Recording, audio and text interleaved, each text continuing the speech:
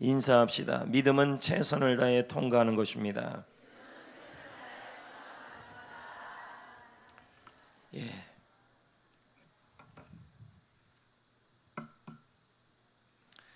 다믿음 특세를 열게 하신 하나님께 영광을 돌립니다.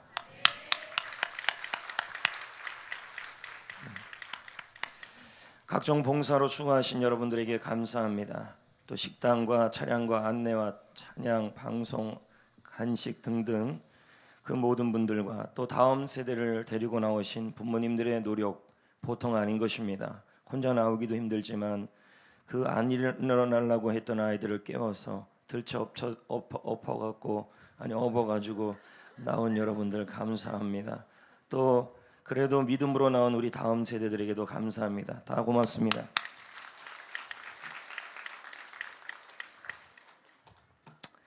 성도 여러분, 새벽에 하나님은 도와주실 것입니다. 이걸 좀 내리든지 좀 해봐. 자꾸 이거 뭐 날아가고 그래가지고 여기 신경 쓰느라고 지금 정신이 없어. 이거 갖고 올라왔는데도 뭐 어떡하겠어. 이걸 뭐 하는데 뭐 왔다 갔다 하기도 너무 힘들고 차라리 내가 덮고 말아요. 하나님께서 새벽에 도와주실 것입니다. 우리 교회는 오늘부터 다믿음 특세를 시작합니다. 1차, 2차 이제 진행해 왔습니다. 오늘로 3차 합니다. 그리고 다믿음 특세는 이번으로 이제 끝인 것입니다. 새로운 주제를 놓고 또 준비하고 있습니다. 여러분, 이번 특세를 준비하면서 하나님이 저에게 주신 것은 인생의 위기가 해결될 것이라는 것입니다. 할렐루야. 여러분의 위기가 또 여러분의 간절한 소원이 이루어지는 특세가 될 것입니다. 믿음이 회복될 것입니다. 성도 여러분, 다믿음 특세는 다시 믿음으로 무장하는 특세인 것입니다. 왜 믿음이 그렇게 중요할까요? 하나님은 믿음대로 되게 하시고, 하나님은 믿음을 통해 상을 주시고, 하나님은 믿음을 통해 이기는 삶을 살게 하여 주시는 것입니다. 하영조 목사님은 말씀하십니다. 하나님은 우리에게 은혜를 베풀기 전에, 응답해 주시기 전에, 소원을 이루어 주기 전에 단 한 가지만을 반드시 점검하신다. 그것이 바로 믿음이다. 여러분, 믿음이 어떠냐에 따라서 하나님은 은혜도 주시고, 믿음이 어떠냐에 따라서 하나님은 소원을 이루어 주시고 응답도 주신다라는 것입니다. 그만큼 믿음은 중요한 것입니다. 여러분, 믿음은 들음에서 나는 것입니다. 새벽에 일어나서 와서 이 자리에 앉아서 오기까지가 쉽지 않지만 또 이 자리에 앉아서 말씀에 집중하는 것도 쉽지가 않은 것입니다. 여러분, 몇 시간 하는 것도 아니고 1시간밖에 하지 않습니다. 절대 졸면 안 됩니다. 믿음은 들음에서 나는 것입니다. 적극적으로 들어주십시오. 공감적으로 들어주십시오. 적극적이라는 건 뭐예요? 말씀이 선포되면 그 말씀을 긍정적으로 받는다는 말입니다. 자발적으로 받는다는 말입니다. 힘을 다해서 받는다는 얘기입니다. 거기 가만 다물고 있는 거예요? 네? 여기 이렇게 자리가 좀 비었어요. 청년부 잘했어요. 할렐루야. 공감적으로 듣는다는 말은 자신도 그렇다고 찬송하며 듣는 태도인 것입니다. 믿음을 성장시키기 위해서는 잘 들어야 하는 것입니다. 졸리면요 꼬집어서라도 들으셔야 합니다. 그리고 이제 들어왔으면 움직이지 마세요. 자꾸 우왕좌왕 왔다 갔다 뭐 봉사한다고 왔다 갔다 이러면 여러분 손해예요. 차라리 봉사하지 마세요. 지금은요 나가지도 마시고요 말씀에 집중하셔야 돼요. 지금 믿음 살리러 왔지 봉사는 시작할 때 딱 시작하고 끝나면 끝날 때 하시는 것이지 이 시간은 봉사할 시간이 아닙니다. 딱 집중하셔야 합니다. 할렐루야. 다시 한번 인사합시다. 믿음으로 일어납시다. 어제도 제가 말씀드렸지만 여러분, 어떨 때는 아멘 하기 싫고 말하기도 싫고 묻기도 싫을 때도 있어요. 그런데 그렇게 자기 기분과 감정을 통하여 예배를 드리면 절대로 하나님의 열정이 임하지 않아요. 기분이 그래도 감정이 그래도 상황이 그래도 졸려도 여러분 입을 열어야 돼요. 왜? 하나님은 말을 통해 마음에 역사하시는 거예요. 할렐루야. 할렐루야. 할렐루야. 오늘 하나님이 여러분의 위기를 해결하여 주실 것입니다. 기도의 불이 붙어야 하는 것입니다. 오늘 그 첫 번째 시간으로 모세의 믿음에 대한 얘기를 하는 것입니다. 저는 모세의 믿음을 통해서 무엇을 느꼈냐면 모세의 믿음은 바로 이런 믿음이었다는 겁니다. 주어진 현장에서 최선을 다하는 믿음이었다는 거예요. 자, 한번 27절을 한번 보겠습니다. 다 같이 입 다물지 마시고 읽어봅니다. 시작.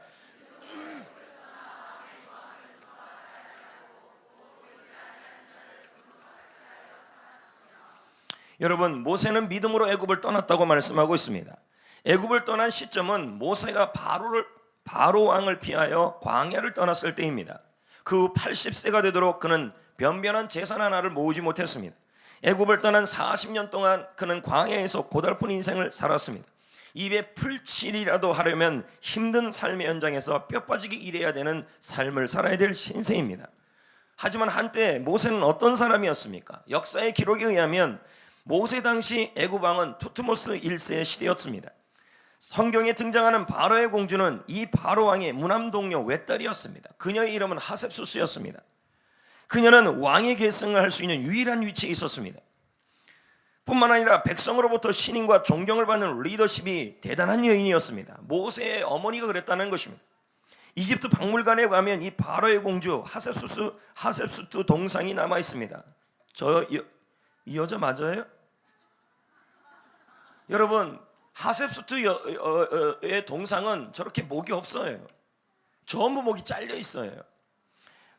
바로의 공주였던 이 하셉수스는 모세의 어머니이기도 했지만 양어머니이기도 했지만 바로 왕의 무남동료예요. 외딸이 하나밖에 없어요. 후세들이 말하기를, 역사학자들이 말하기를 이 하셉수스의 이 모세의 어머니에 대한 동상의 얼굴 부분이 다 깨져 있어요. 하나같이 그렇습니다. 그것은 바로 이 백성들이 이 공주를 그리워할까봐 후대 왕들이 일부러 그 목을 전부 깨버렸어요. 왜 그럽니까? 이 모세의 어머니, 양어머니는 그만큼 대단한 여성이었다는 것입니다. 역사학자들은 이 여성을 평가하기를 우리가 애굽 역사에서 첫 번째로 꼽히는 위대한 인물 중에 하나라고 평가하고 있습니다. 이게 세계사의 기록입니다. 그러니 한번 생각해 보세요. 그런 여인의 양아들이었던 모세는 얼마나 대단했겠냐는 거예요. 그는 애굽에 그냥 남아 있었다면, 이집트에 그냥 남아 있었다면 설령 대제국 이집트의 왕은 되지 못했을 거예요. 그럼에도 불구하고 어머니의 대단한 후광 때문에 권력의 중심부에서 호사스럽게 살 수는 있었을 거예요. 안 그렇겠습니까? 가만히 있어도 탄탄대로였을 것입니다. 얼마나 그 총애를 받고 당당하게 살 수 있었겠습니까? 그런데 지금 모세의 한번 이 꼴을 보십시오. 40년이 지나서 바로 왕 어떻게 하다 자신의 민족 이스라엘 민족을 구하려고 하다가 그만 살인을 하게 되어서 광야로 쫓겨난 신세가 되었던 것입니다. 자신의 모습이 이렇게 되리라고는 상상하기나 했겠습니까? 그렇게 잘 나가던 인생이었던 것입니다. 상상하지도 못한 모습으로 상상하지 못했던 장소에서 지금 죽지 못해 살아가고 있는 것입니다. 여러분의 인생도 한번 돌이켜보라는 말입니다. 과거의 여러분의 인생을 한번 돌이켜보라는 거예요. 처녀 시절에, 총각 시절에 얼마나 잘 나갔습니까? 지금 이렇게 살 거라고는 꿈에도 상상을 못할 수도 있더라는 것입니다. 여러분, 다 그렇다는 게 아니라 그냥 상상해보자는 거죠. 여러분이 처녀 총각 시절에, 학창 시절에 나중에 여러분의 모습을 생각할 때 얼마나 기대했을 것입니까? 그러나 지금 여러분이 있는 모습을 보면 상상하지 못할 모습으로 모세처럼 상상도 못한 장소에서 그저 살아가고 있는 우리의 모습이 보일 수 있다는 것입니다. 모세는 나이 80에 장인의 양을 치는 늙은 목동 신세가 되었습니다. 아무도 그를 알아주지 않는 것입니다. 말 그대로 죽지 못해 살아가는 인생의 위기를 겪고 있는 것입니다. 오늘 이 자리에 인생의 위기를 겪는 분들이 있더라는 것입니다. 인정해주는 사람도 없고 찾아주는 사람도 없고 찾아오는 사람도 없고 아무도 모세를 알아주지 못해요. 왕년에는 그렇게 인기 있는 사람이었는데 지금은 그 누구도 알아주지 못하는 사람이 되었다는 거예요. 지금 이 시간에 과거에는 내 옆에 사람들이 많았는데 지금 현재에는 누구도 여러분을 인정해주지 못하고 찾아오는 사람도 없고 알아주지도 못하는 사람이 있을 수 있습니다. 모세는 지금 쓸쓸한 노후를 맞이하고 있는 것입니다. 바로 이때 모세가 지은 시가 시편 90편이었습니다. 미디안 광야에서 생활하던 모세의 심정을 적나라하게 말씀하는 내용이 바로 시편 90편의 모세의 시입니다. 그 시는 이렇게 되어 있습니다. 주의 목전에서는 천년이 지나간 어제와 같으며 밤의 한순간이 같을 뿐이다. 인생의 덧없음을 노래하고 있는 거예요. 그 광야에서 5절에 주께서 그들을 홍수처럼 쓸어가시나이다. 별거 아니라는 거예요. 그들은 잠깐 자는 것 같으며 아침에 돋는 풀 같다. 인생 무상이에요. 그는 고백합니다. 인생의 연수는 70이요 강건해도 80이며 그 연수의 자랑은 남은 것은 수고와 슬픔이요 신속하게 지나가니 인생은 내 앞에 날아가는 것 같다. 40일도 아니고 무려 40년 동안 그는 쓸쓸한 광야에서 그렇게 던져져 있었습니다. 그런 광야에 던져진 사람의 일반적인 태도는 뭘까요? 왕년에 인기 있었어요. 왕년에 잘 나갔어요. 왕년에 떵떵거리고 살았어요. 왕년에 우리 가정이 너무 좋았어요. 부모님 후광으로 또 잘 나갔어요. 그런 그가 이제는 광야에 던져진 사람들의 일반적인 모습을 보이고 있는 겁니다. 일반적으로 여러분, 이렇게 왕년에 잘 나가다가 인생이 이렇게 덧없음 속에 있는 사람들은 제일 먼저 나타나는 현상이 책임전가입니다. 남에 대한 증오예요. 자신이 이렇게 된 것은 주변 사람의 탓으로 돌리면서 마음에 증오가 생깁니다. 부모 때문이라고, 형제 때문이라고, 아무개 때문이라고, 그래서 내가 이렇게 힘들게 살아간다고, 동료들 때문이라고, 지금 내가 이렇게 외롭게 죽지 못해 살고 있다고 생각하는 것입니다. 그래서 사람들을 미워하고 증오합니다. 이런 사람들은 가능하면 사람들과 접촉하지 않으려고 합니다. 얼굴은 항상 굳어 있습니다. 웃음은 잃어버립니다. 언제나 비판적입니다. 그러다가 어느 시점에 이르면 남을 증오하는 단계에서 자기 자신도 용서하지 못하게 됩니다. 자기를 증오합니다. 모든 것이 나 때문이라고 자신을 자책하기 시작합니다. 이런 단계에 이르면 삶에 대한 포기가 생기기 시작합니다. 심각한 경우에는 스스로 죽음을 맞이하는 것입니다. 지금도 대한민국은 하루에 40명이 목숨을 끊고 있습니다. 여러분, 모세가 바로 이런 상태였다는 거예요. 그런데 이 모세는 지금 뭐 하고 있습니까? 죽지 못해 살아야 되고 남을 증오하고 그냥 모든 것을 망쳐야 될 삶인데도 지금 모세는 어떻게 하냐면 묵묵히 장인의 양떼를 치고 있다는 것입니다. 저는 이게 믿음이라고 보고 있습니다. 80 나이에 한때 대제국의 왕자였던 그가 자신의 격에 도무지 맞지 않는 일을 지금 하고 있는 것입니다. 차라리 굶어 죽으면 죽었지 이런 하찮은 일을 못하겠다고 말할 수도 있는 것입니다. 그러나 모세는 그렇지 않고 있다는 거예요. 그 대신 그는 그 미디안 광야에서 자신의 주어진 일에 최선을 다하고 있다는 것입니다. 그의 모습에는 하나님을 원망하는 모습이 없었습니다. 다른 사람, 더 나아가 자기 자신을 원망하는 흔적도 찾을 수 없었던 것입니다. 남의 양을 치는 그 보잘것없는 일에 최선을 다하고 있는 것입니다. 그것도 하루 이틀이 아니라 40년을요. 여러분, 이것이 믿음입니다. 성도 여러분 한때 잘 나갔습니까? 한때 좋은 날을 살았습니까? 근데 지금은 초라합니까? 사람이 옆에 없습니까? 내가 보기에도 너무 초라한 일을 하고 있습니까? 남의 밑에서 힘들게 살아가고 있습니까? 일이 뜻대로 풀리고 있지 않습니까? 위기 속에 있습니까? 그럼에도 불구하고 여러분, 이 답답한 현실에서도 모세처럼 이 초라한 일이라도 최선을 다해 하고 있는 그 평범한 사람이 믿음이라는 거예요. 그렇게 살아가셔야 돼요. 그럴 때 하나님은 반드시 반전의 기회를 준비하셔요.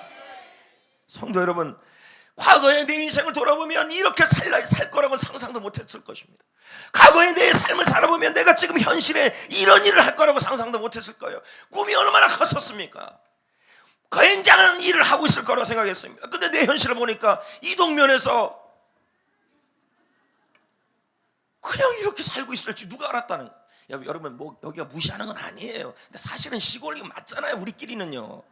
남이 뭐라 그러면 열받지만 우리는 인정하자고요. 여기에서 살지 어떻게 알았어요? 그렇잖아요. 돌고 도시에서 살다가 여기까지 굴러올 줄 어떻게 알았냐는. 그러면서 우리는 얼마나 답답합니까? 우리의 처지를 원통해하며 또 보면 내가 이 일 저 일 갖가지 일들을 다 하면서 이제는 이 일까지도 하고 있다는 거예요. 그러면서 우리는 생각합니다. 내가 이런 일을 할 사람인가 하면서 자포자기하는 사람들이 있다는 거죠. 모세의 믿음이 뭐예요? 주어진 현장에서 최선을 다하는 믿음이에요. 할렐루야. 지금 현장이 좋은 현장이라도, 지금 현장이 나쁜 현장이라도 지금 주어진 현장에서 최선을 다하는 것이 바로 믿음인 것입니다. 믿음을 크게 생각하지 마세요. 하나님은 산을 옮길 만한 믿음, 그 믿음을 요구하는 것이 아니라 지금 나에게 주어진 이 평범한 삶 속에서 내가 하찮은 일이라 할지라도 모세처럼 열심히 최선을 다하는 그 믿음이 바로 가장 비범한 믿음이에요. 여러분, 귀신을 쫓아내는 믿음이 중요한 믿음이 아니에요. 과거의 나의 삶이 너무 대단했어도, 과거의 꿈이 너무 대단했는데 지금 나의 현실을 보면 아무것도 보이지 않아요. 그럼에도 불구하고 지금 주어진 현장에서 최선을 다하는 삶, 그게 믿음이에요. 근데 더 중요한 것은 이렇게 그 현장에서 모세처럼 묵묵하게 40년을 그렇게 묵묵하게 양을 치는 그 보잘것없고 하찮은 일, 왕자였던 그가 그 보잘것없고 하찮은 일을 하고 있었다는 거예요. 열심히 죽지 않고. 그게 믿음이에요. 그 믿음이 일어나야 돼요. 지금 하고 있는 일을 하찮은 일로 보지 마시고 그 현장에서 최선을 다해서 살아가십시오. 하나님이 여러분을, 하나님의 때가 올 것입니다.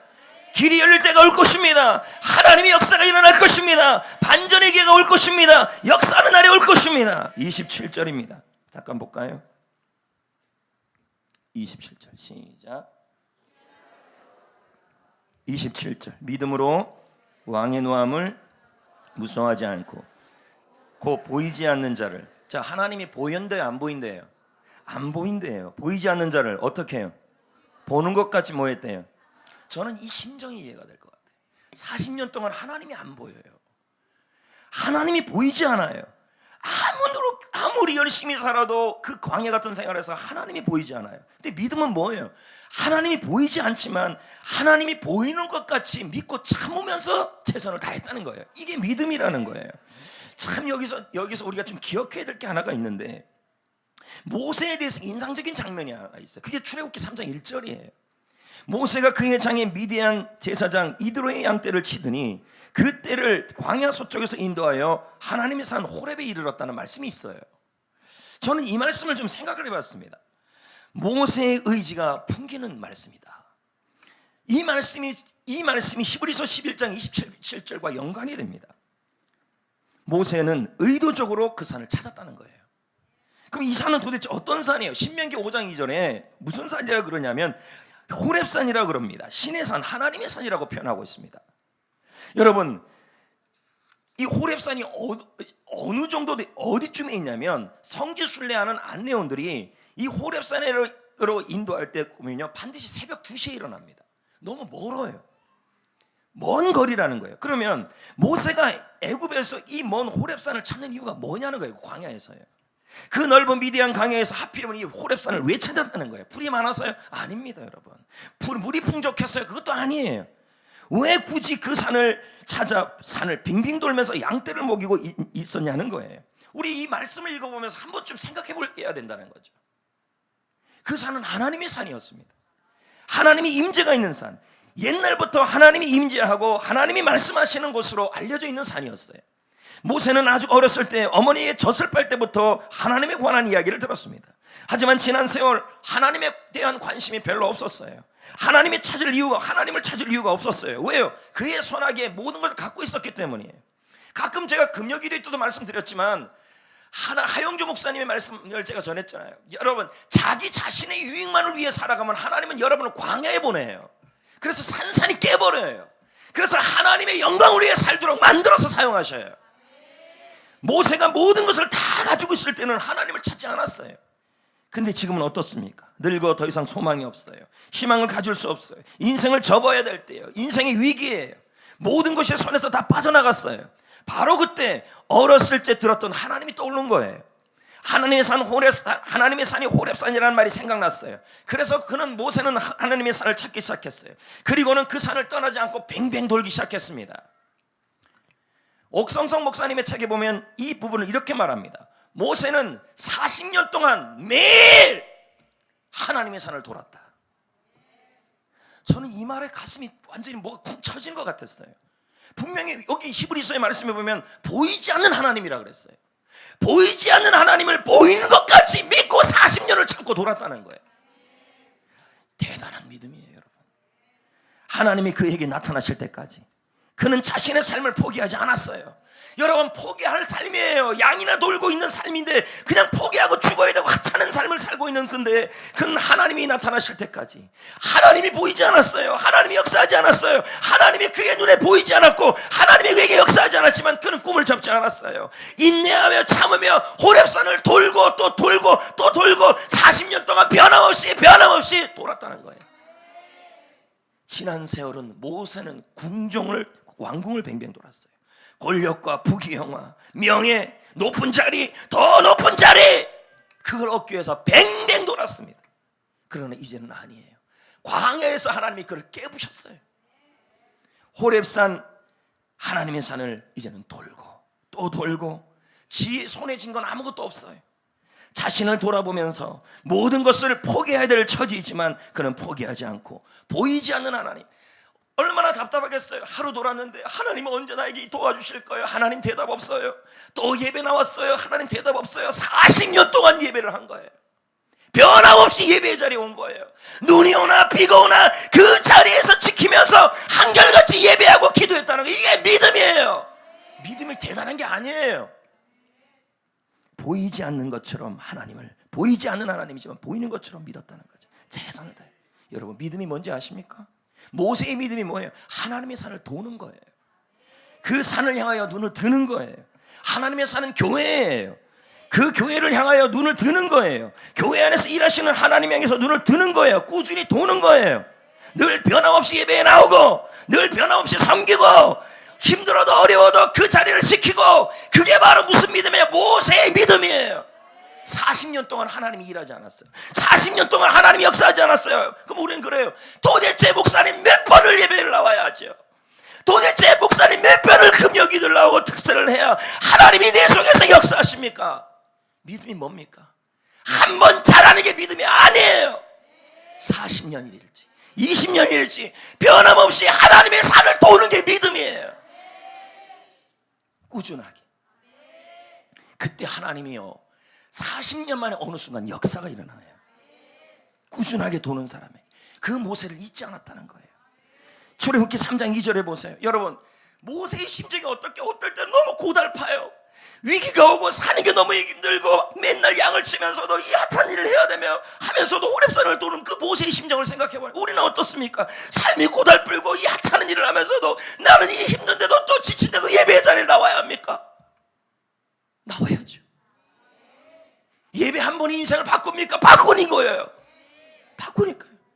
모세를 잊지 않았어요. 여러분, 그 40년을 돌았던 모세의 인내를 봤다는 거예요. 믿음이 뭐예요? 주어진 현장에서 하나님을 바라보며 변함없이 최선을 다해서 예배의 자리, 섬김의 자리, 일상의 자리를 지키는 게 믿음이에요. 그 믿음에 하나님의 역사가 있어요. 출애굽기 3장 2절에 보세요. 모세에게 하나님이 나타나셔요. 여호와가 요 사자가 40년 만에 떨기나무 가운데 나타나셨잖아요. 보이지 않는 하나님이지만 하나님이 나에게 보여질 거라고 인내하며 기다렸다는 거예요. 그때 하나님이 나타나서 모세야 모세야 부르는 거 아닙니까? 왕궁의 모든 사람들, 일가 친척들은 모세를 다 잊었어요. 아무도 그를 찾아오지 않았어요. 그런데 하나님이 그를 기억하셨다는 거예요. 아멘. 여러분, 모세는 40년을 교회를 나왔다고 보면 돼요. 우리 중에 40년 교회 나온 분들이 있을 수 있어요. 나오는데 매주 한 번 또 나오고 매일 한 번 또 나오는데 하나님이 대답이 없어요. 이쯤 되면 우리 같으면 벌써 떠나야 돼요. 교회. 이런 응답 없는 교회, 이렇게 역사하지 않는 교회 쇼핑이나 해야지. 옮길 수 있어요. 오늘날요 조금만 더 성도 많이 모이고 편한 교회에 옮기는 성도를 부지기수입니다. 모세는 그러지 않았다는 거죠. 모세는 하나님 앞을 떠나지 않았어요. 그럼 한나는요, 한나의 친한 사람이 분인나예요.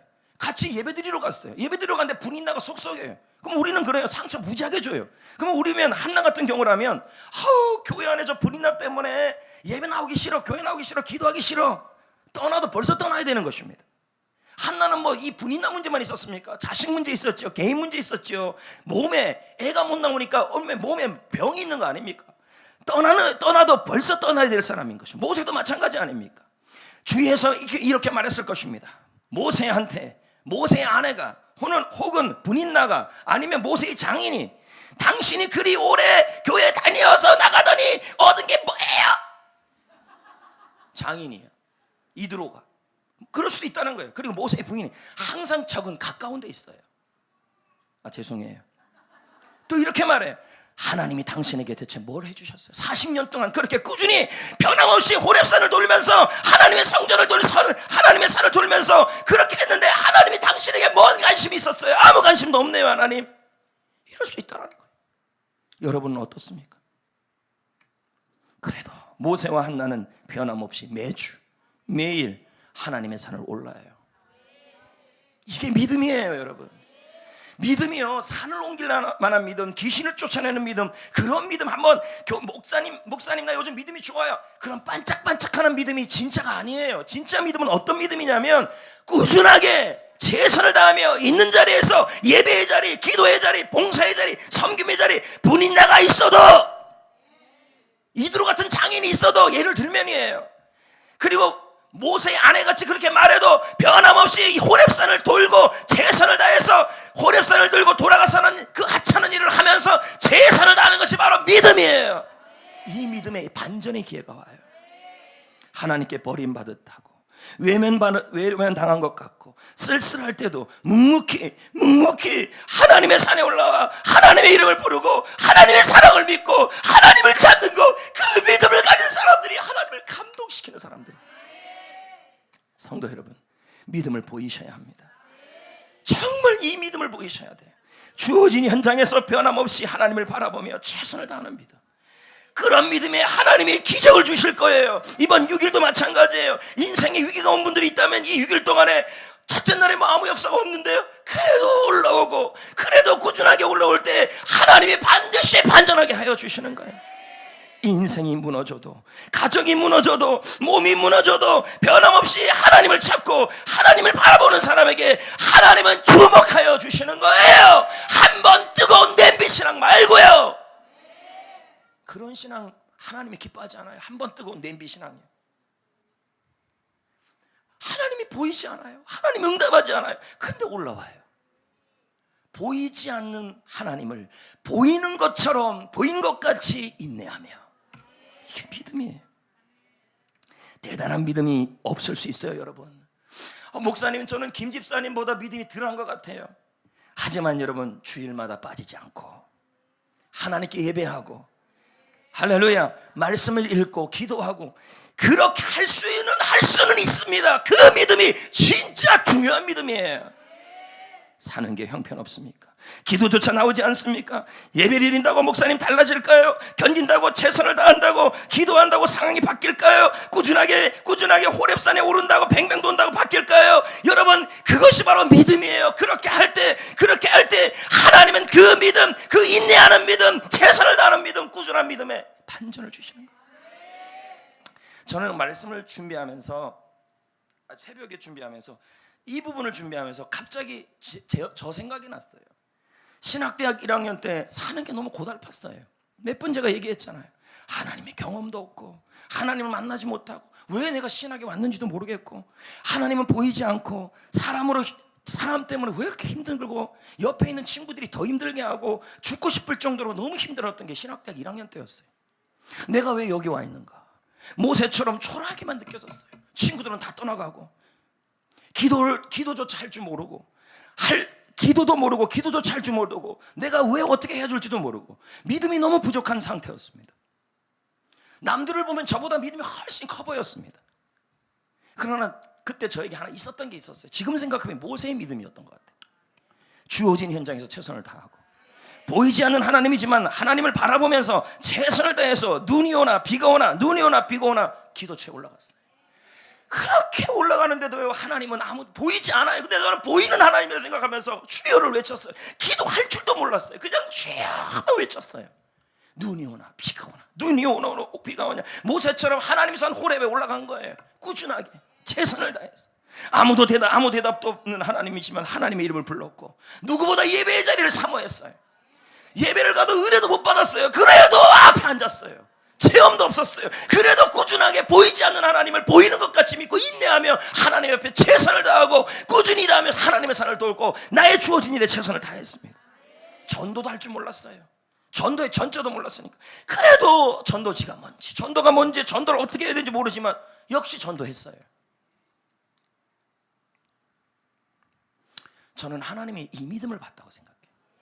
저에게 대단한 믿음이 있었던 게 아니라 단 하나 하나님의 산을 돌았고 나의 주어진 이 초라한 환경 속에서도 그 일을 최선을 다했다는 이 믿음을 보신 것 같아요. 제가 보기엔 남들보다 저는 믿음이 너무 없었어요.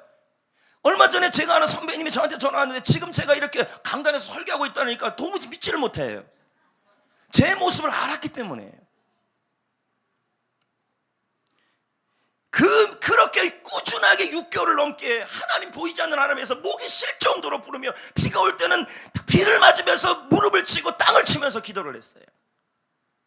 어떨 때는 올라가기 싫을 때도 있었어요. 그래도 올라가서 기도했어요. 그래서 하나님을 만났어요.